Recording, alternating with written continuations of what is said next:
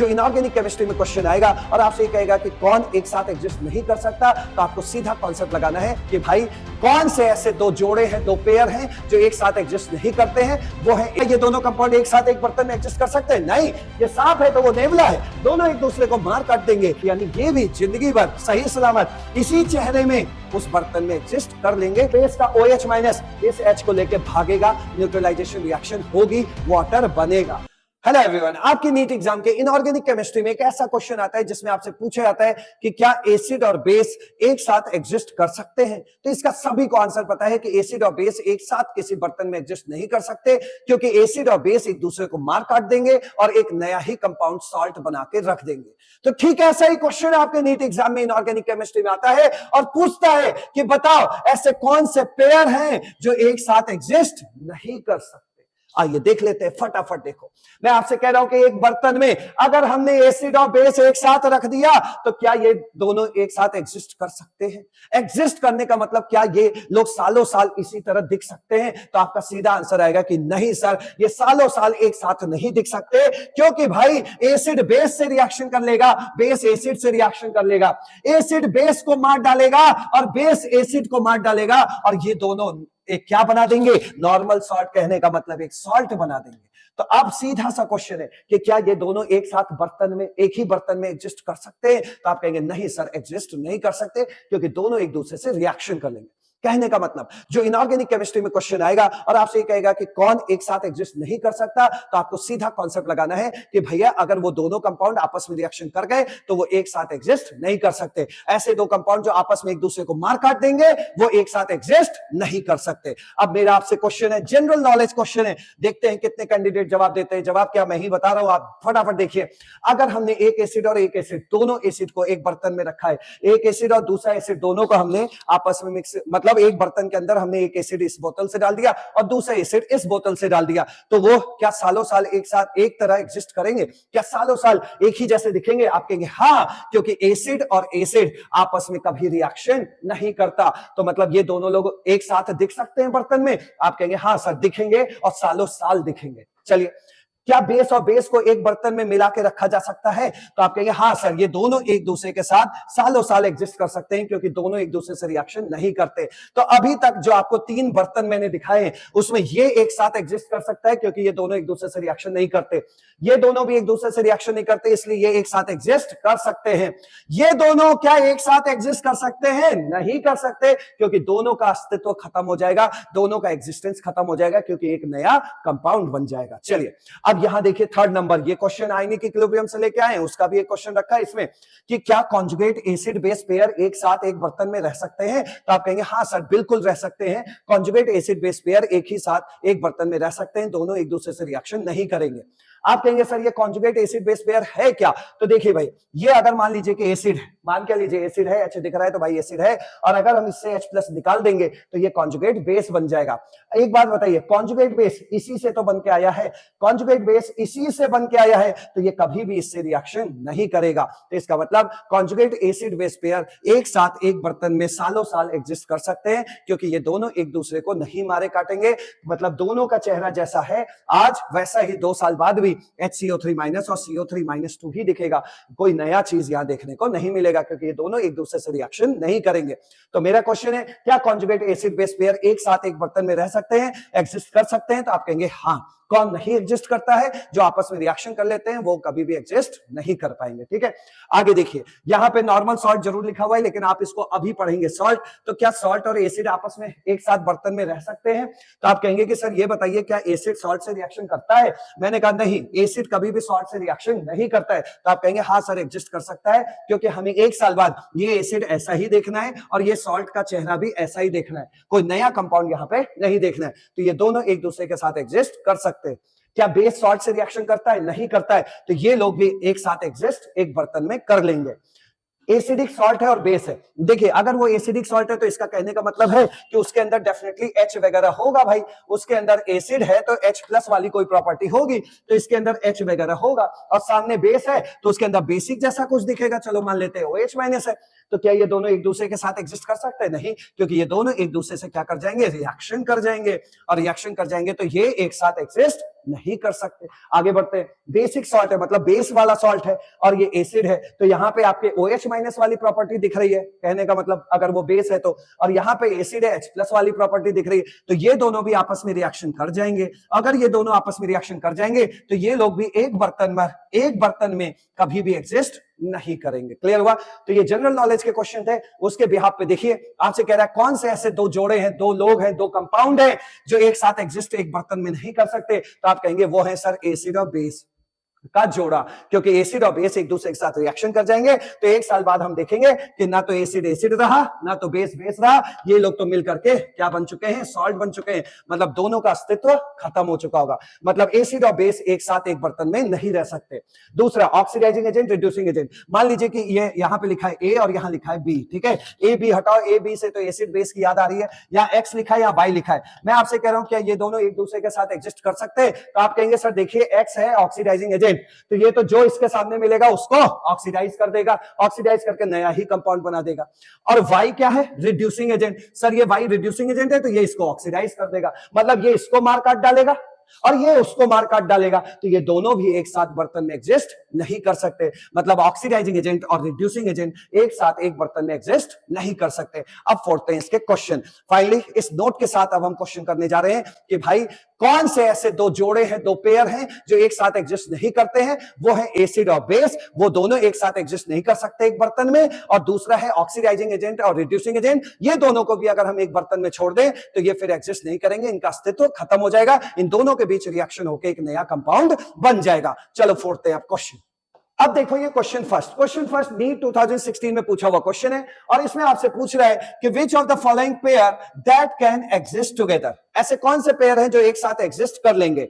वही पेयर, वही दो कंपाउंड एक साथ एक बर्तन में एग्जिस्ट करेंगे जो आपस में रिएक्शन ना करें, क्योंकि उन्होंने आपस में अगर रिएक्शन कर लिया तो फिर वो एग्जिस्ट नहीं करेंगे। तो हमें यहां पे यही खोजना है कि ऐसे कौन से दो कंपाउंड हैं, किस ऑप्शन में बैठे हुए वो दो कंपाउंड हैं जो आपस में रिएक्शन नहीं करेंगे, तो फिर वो एक साथ एक बर्तन में एग्जिस्ट कर जाएंगे। अब इस क्वेश्चन को हमें कैसे टैकल करना है, कैसे सॉल्व करना है, उसके लिए एक पॉइंट आपको बस समझना है। अगर मैं आयरन की बात करूं तो आयरन के दो चेहरे बहुत मशहूर हैं, Fe+3 और Fe+2।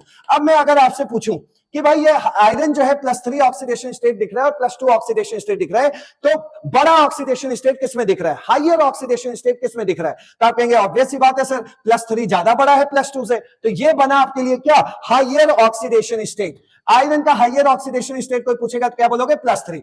और ये क्या बना, आयरन का लोअर ऑक्सीडेशन स्टेट, ऐसे तो बोल लोगे। अच्छा दूसरा देखो, एक भाई साहब है SN टिन के दो चेहरे बड़े मशहूर हैं, पहला है SN+4 और दूसरा है SN+2। अब मैं आपसे पूछूं कि कौन हायर कौन लोअर, तो आप कहेंगे सर जो इसका छोटा ऑक्सीडेशन नंबर है +2 है तो ये इसका लोअर ऑक्सीडेशन स्टेट होगा SN का, और ये जो +4 है ये SN का हायर ऑक्सीडेशन स्टेट होगा। अब बात समझिए, किसी भी कंपाउंड के अंदर अगर वो एलिमेंट अपने हायर ऑक्सीडेशन स्टेट में बैठा है तो फिर वो सिर्फ और सिर्फ क्या होगा, ऑक्सीडाइजिंग एजेंट होगा। और अगर वो अपने लोअर ऑक्सीडेशन स्टेट में बैठा है तो फिर वो क्या होगा, रिड्यूसिंग एजेंट होगा। क्लियर हो गया पॉइंट? हायर ऑक्सीडेशन स्टेट में बैठा है तो ऑक्सीडाइजिंग एजेंट और लोअर ऑक्सीडेशन स्टेट में बैठा है तो रिड्यूसिंग एजेंट। क्लियर? अब जरा सा खोजिए, यहां पर जो पॉइंट्स हमें खोजने हैं वो पॉइंट क्या क्या है, जरा ध्यान से देखिए। FeCl3 आयरन किस में बैठा है, +3 में, SN किस में बैठा है, +2 में। यहां जो SnCl2 है वो अपने लोअर ऑक्सीडेशन स्टेट में है, और अगर वो लोअर ऑक्सीडेशन स्टेट में है तो फिर वो कैसा काम कर रहा होगा, रिड्यूसिंग एजेंट। आयरन अपने हायर ऑक्सीडेशन स्टेट में है, और अगर हायर ऑक्सीडेशन स्टेट में है तो क्या काम करेगा, ऑक्सीडाइजिंग एजेंट का। तो आप खुद बताइए क्या ये दोनों कंपाउंड एक साथ एक बर्तन में एडजस्ट कर सकते हैं? नहीं, ये सांप है तो वो नेवला है, दोनों एक दूसरे को मार काट देंगे, ऑक्सीडाइजिंग एजेंट उसको ऑक्सीडाइज कर देगा और ये इसको रिड्यूस कर देगा, तो ये कभी भी एक बर्तन में एडजस्ट नहीं कर सकते। अगला देखिए, HgCl2, Hg का है +2 यहां पर और SN है +2 में। आयरन के दो चेहरे होते हैं, पहला चेहरा +2, दूसरा चेहरा +1, ये दो चेहरों में पाया जाता है, Hg+1 और Hg+2। अगर वो लोअर में बैठा है तो वो फिर रिड्यूसिंग एजेंट होगा, अगर वो अपने हायर ऑक्सीडेशन स्टेट में बैठा है तो ये Hg जो Hg+2 होगा वो क्या होगा, वो ऑक्सीडाइजिंग एजेंट होगा। Clear point. तो यहां पे साफ साफ बताइए Hg अगर Hg+2 में बैठा है तो ये क्या बन गया, ऑक्सीडाइजिंग एजेंट, क्योंकि हायर ऑक्सीडेशन स्टेट में बैठा है।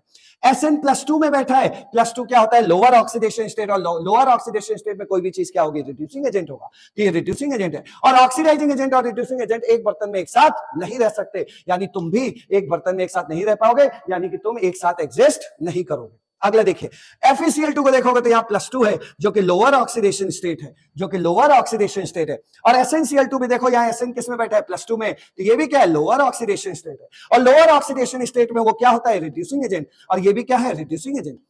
यानी कि अगर कहीं भी ऐसा क्वेश्चन है जिसमें दोनों पेयर या तो रिड्यूसिंग एजेंट हो या दोनों पेयर ऑक्सीडाइजिंग एजेंट हो, तो वो एक साथ एग्जिस्ट कर सकते हैं, क्योंकि दोनों एक दूसरे को फर्दर ऑक्सीडाइज या रिड्यूस नहीं कर पाएंगे, क्योंकि दोनों का एक ही नेचर है, रिड्यूसिंग एजेंट रिड्यूसिंग एजेंट। तो ये दोनों एक साथ बर्तन में एग्जिस्ट कर सकते हैं। सिर्फ कौन नहीं एग्जिस्ट कर सकता, अगर वो ऑक्सीडाइजिंग एजेंट और रिड्यूसिंग एजेंट हुए दोनों, तो भैया एक ऑक्सीडाइजिंग एजेंट एक रिड्यूसिंग एजेंट है, तो वो एक साथ एग्जिस्ट नहीं कर सकता। तो यहां क्या देखने को मिल रहा है, oxidising agent reducing agent can not exist together, oxidising agent reducing agent can not exist together, क्योंकि दोनों एक दूसरे को ऑक्सीडाइज रिड्यूस कर देंगे। यहां देखो दोनों के दोनों रिड्यूसिंग एजेंट है, कैन एग्जिस्ट टुगेदर, कोई दिक्कत नहीं। अगला FeCl3 किस में बैठा है, +3 में, अपने हायर में बैठा है, तो ये क्या हो गया, ऑक्सीडाइजिंग एजेंट हो गया। Ki में I का देखो -1, तो ये किस में बैठा हुआ है, अपने मिनिमम ऑक्सीडेशन स्टेट में बैठा है। और अगर I- मिनिमम में बैठा हुआ है, हेलोजन का क्या होता है भाई, फ्लोरीन को छोड़ दिया जाए तो बाकी लोग -1 से लेकर +7 तक शो करते हैं। तो मिनिमम ऑक्सीडेशन नंबर में अगर कोई हेलोजन है तो वो किस तरह का काम कर रहा होगा, रिड्यूसिंग एजेंट की तरह। तो आप खुद बताइए, सांप और नेवला एक साथ एग्जिस्ट करेगा, नहीं। क्या ऑक्सीडाइजिंग एजेंट रिड्यूसिंग एजेंट एक साथ बर्तन में रह सकते हैं, नहीं। क्यों, क्योंकि ये उसको ऑक्सीडाइज कर देगा, ये इसको रिड्यूस कर देगा, नए ही प्रोडक्ट बन जाएंगे, तो ये इन लोगों का अस्तित्व खत्म हो जाएगा, तो इसलिए ये भी एग्जिस्ट नहीं कर सकता। तो इस क्वेश्चन को कैसे टैकल करना था वो मैंने आपको बता दिया, तो इसका राइट आंसर क्या है, सी। अब बढ़ते हैं आगे। अब ये सेकंड क्वेश्चन देखो, ये नीट और एम्स का पूछा हुआ क्वेश्चन है, और इस क्वेश्चन को हम कैसे टैकल करेंगे, कैसे अटैक करेंगे उसको देखिए। सबसे पहले क्वेश्चन पढ़ते हैं। आपसे पूछा जा रहा है, the pair of compounds which can not exist together, जो एक साथ नहीं रह सकते एक बर्तन में, वही लोग एक साथ नहीं रह सकते जो आपस में रिएक्शन कर जाए। क्लियर, तो अगर वो आपस में रिएक्शन कर गए तो वो एक साथ एग्जिस्ट नहीं करेंगे। चलिए खोजते हैं, फटाफट देखिए। NaHCO3, अगर NaHCO3 देखोगे तो ये एक सॉल्ट है, और कैसा सॉल्ट है, एसिडिक सॉल्ट है, क्योंकि इसके अंदर एसिडिक हाइड्रोजन मौजूद है। आप कहेंगे सर कैसे, जरा समझा दीजिए। फटाफट देखिए, C डबल बॉन्ड OH, और ये क्या है, ONA, ये इसका स्ट्रक्चर होगा, ठीक है। तो ये H हो गया, देखिए यहां से NaHCO3, ये स्ट्रक्चर हो गया। जब कभी भी, हमेशा याद रखो कि जब कभी भी ONS ट्रिपल बॉन्ड C से जुड़ा हुआ हाइड्रोजन दिखे तो वो एसिडिक हाइड्रोजन होता है। तो यहाँ हाइड्रोजन किससे जुड़ा है, O से, तो ये वाला हाइड्रोजन क्या होगा, एसिडिक हाइड्रोजन होगा। So that's why this is what, this is acidic salt. ये कैसा सॉल्ट है, एसिडिक सॉल्ट है। बगल में है बेस, तुम्हारे अंदर नेचर है एसिड का, तुम्हारे अंदर नेचर है बेस का, पक्का बेटा एक दूसरे को साथ क्या करेंगे, ये रिएक्शन कर जाएंगे। और अगर रिएक्शन कर गए तो ये फिर एक साथ एग्जिस्ट नहीं करेंगे, क्योंकि दोनों का अस्तित्व खत्म हो जाएगा, दोनों मिलकर एक नया कंपाउंड बना देंगे। तो दोनों आपको ऐसे जिंदगी भर नहीं दिखेंगे, तो ये आपस में रिएक्शन कर जाएंगे, इसलिए ये दोनों एक दूसरे के साथ एक किसी बर्तन में एग्जिस्ट नहीं कर सकते। तो हमें तो आंसर यही मिल गया, ए। आगे देख लेते हैं, चेक करते हैं। NaHCO3 ये क्या होता है, एसिडिक सॉल्ट, ठीक है। सामने क्या है, वाटर, ध्यान से समझिए। NaHCO3 वाटर में जाके सॉल्युबल होता है। देखो, सॉल्युबल होना और रिएक्शन करना अलग चीज है। ऐसा कंपाउंड जो वाटर को तोड़ दे H+OH- में और रिएक्शन कर जाए तो उसको हम लोग बोलते हैं कि रिएक्शन हो रही है, लेकिन ये सिर्फ सॉल्युबल होता है, तो ये कोई रिएक्शन नहीं है। इसका मतलब ये दोनों एक साथ बर्तन में रह सकते हैं, ठीक। आगे देखिए, NaHCO3 और Na2CO3 को देखो तो क्या समझ में आएगा, आपको क्लियर कट समझ में आ जाएगा कि सर NaHCO3 तो इसका मतलब इसके अंदर हाइड्रोजन कार्बोनेट का मौजूद है और इसके अंदर कार्बोनेट का मौजूद है। मैंने आपको इसके लिए भी ट्रिक दे दिया है भाई कि ये क्या है, एसिड है, H निकाल दो तो ये क्या बन गया, कॉन्जुगेट बेस। तो ये क्या है, कॉन्जुगेट एसिड बेस पेयर, और कॉन्जुगेट एसिड बेस पेयर एक साथ एक बर्तन में रह सकते हैं, वो आपस में रिएक्शन नहीं करेंगे। तो याद रखिए, ये CO3-2 यही बोल रहा है कि मैं तो तुम्ही से बन के आया हूं, तो मैं तुम्हारे साथ रिएक्शन नहीं करूंगा। तो इसका मतलब ये दोनों कॉन्जुगेट एसिड बेस पेयर आपस में एक साथ एक बर्तन में रह सकते हैं, क्लियर, एग्जिस्ट करेंगे। Na2CO3 एंड NaOH, ये देखिए Na2CO3 ये एक सॉल्ट है, तुम क्या हो, बेस हो, तो ये दोनों भी एक साथ रह सकते हैं। ये सॉल्ट है, वो बेस है। दूसरी बात और देख लीजिए, सर कैसा सॉल्ट है ये बताइए। तो अगर आप इसको वाटर में डिसॉल्व करोगे, पानी में इसको डुबा के चेक कर लेना फटाफट, NaOH और क्या बनेगा, H2CO3। ये NaOH क्या है? स्ट्रॉन्ग बेस है। ये क्या है? H2CO3 वीक एसिड है। अरे ये स्ट्रॉन्ग बेस है तो इसके अंदर स्ट्रॉन्ग बेस वाले ज्यादा लक्षण दिखेंगे क्योंकि ये स्ट्रॉन्ग है। वीक वाला उतना लक्षण नहीं दिखेगा, स्ट्रॉन्ग वाला लक्षण ज्यादा दिखेगा। इसका मतलब ये कैसा सॉल्ट है? ये बेसिक सॉल्ट है। कैसा सॉल्ट है? बेसिक सॉल्ट है। और ये बेसिक सॉल्ट है तो क्या बेस से रिएक्शन करेगा? क्या बेस बेस से रिएक्शन करेगा? नहीं करेगा। तो यानी ये भी जिंदगी भर सही सलामत इसी चेहरे में उस बर्तन में एग्जिस्ट कर लेंगे। ये दोनों एक दूसरे के साथ रिएक्शन नहीं करेंगे। तो इसका राइट आंसर क्या हुआ? ए। क्लियर हुआ? चलिए आगे बढ़ते हैं। नेक्स्ट क्वेश्चन देखिए, ये क्वेश्चन नंबर 3 है जो कि आपके आयनिक इक्विलिब्रियम में ये क्वेश्चन पूछा गया था। और ये क्या पूछा जा रहा है? The pair of compounds which can not exist together. फिर वही क्वेश्चन है कि कौन एक साथ एक बर्तन में नहीं रह सकते। भैया अगर उन दोनों ने आपस में रिएक्शन कर लिया तो वो एक साथ नहीं रह सकते। सिंपल बात। ठीक है, चलिए फटाफट चेक करिए। यहां से चेक करते हैं। देखो भैया ये NaH2PO4 है। ठीक है, आपको साफ साफ दिख रहा है कि इसके अंदर हाइड्रोजन मौजूद है। तो ये आपका एसिडिक सॉल्ट हो गया। ठीक है, क्या हो गया? एसिडिक सॉल्ट है। और ये भी आपको अभी अभी आपने देख के आए, ये भी एसिडिक सॉल्ट है। अगर आपको इसमें तो कंफ्यूजन है नहीं, इसका तो मैं बता चुका हूं। इसका कंफ्यूजन है तो फटाफट मैं इसका स्ट्रक्चर बना दे रहा हूं। ये फास्फोरस वाला मामला है तो इसमें एक चोंच डबल बॉन्ड O का रखना। और बाकी देखिए 3 O बच रहे हैं। तीनों O को आप इस तरह लगा लीजिए। लगा लिया। अब क्या क्या बच रहे हैं? 3 लोग। एक है Na लगा दो और 2 है H यहां और यहां। तो आप बताइए एसिडिक हाइड्रोजन है कि नहीं? ONS